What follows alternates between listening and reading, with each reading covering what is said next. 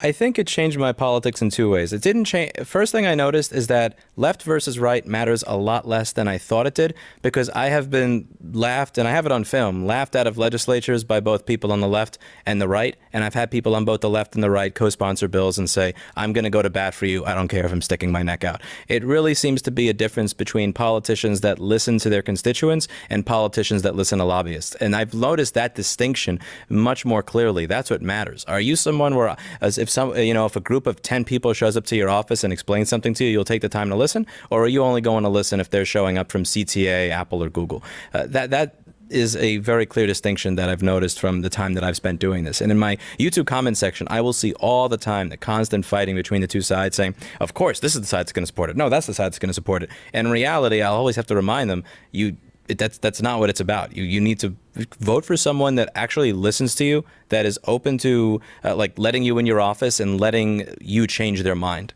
And what I learned from it, as well as that, is that normal people, they actually have a bit more power than they think they do. They just don't use it because they're so cynical. And I don't blame people for being cynical, looking at the political landscape and how little things have changed in the direction people wanted to over the past 10 or 20 years. But when I could show up in an office completely unprepared, no script, never been to a legislature before, and get a legislator to just co-sponsor something that he was against it just before, that really changed it for me. It made me realize that normal people have a lot more say than they think they do if they actually start showing up. And it gave me a little bit of hope. Well, that's great. How can people get involved in the right to repair, movement, I guess? What I tell people is cultural should come before legislative. So what I try to do on my channel, I try to get people excited about being able to fix something that they own, being able to either save money, make money for themselves if they run a repair business, or just get that nice kick of dopamine when they actually see the fan spin of the screen come on. Because once you have someone who has that happy moment where the screen comes on after 2 hours of work, they'll be hooked and they'll support it. And for them to get other people in their lives involved. Legislatively, what they could do is you could go to a site like repair.org, see if there is a bill introduced in your state. If you put your address and your information in, it'll tell you who your legislators are. It'll tell you the bill numbers, and let them know that this is something that matters to you. Give them a call. Give them an email. More of them are open to listening than most people think, and it does make a difference.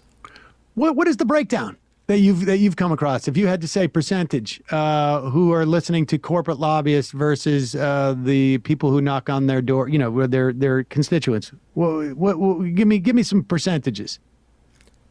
That's a tough one. That is a difficult one. I honestly wouldn't be able to say. But all right. I have to think about it and come up with that. So I would give something that's fair. But I will say that it does seem to be changing in the direction of less of them listening to the lobbyists.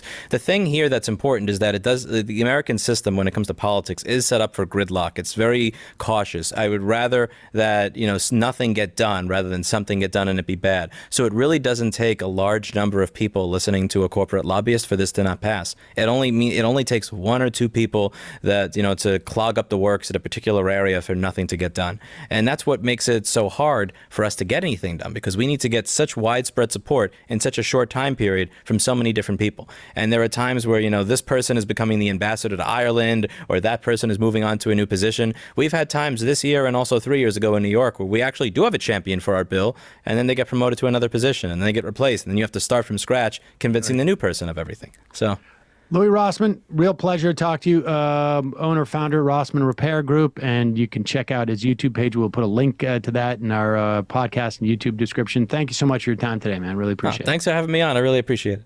The American Party. I'm an IT worker and a socialist. I've been subscribed to Rossmann for years. Louis is a petty bourgeois, diet conservative, but I look at him as an example of how someone's political alignment can be made less relevant when their interests are up against the interests of large corporate entities, and in effect, they are in alignment with the more progressive forces' class struggle. The worker capitalist antagonism has primacy over the left-right dynamic. Interesting. Yeah, I mean, his politics are, I don't really know them except for in this very narrow context.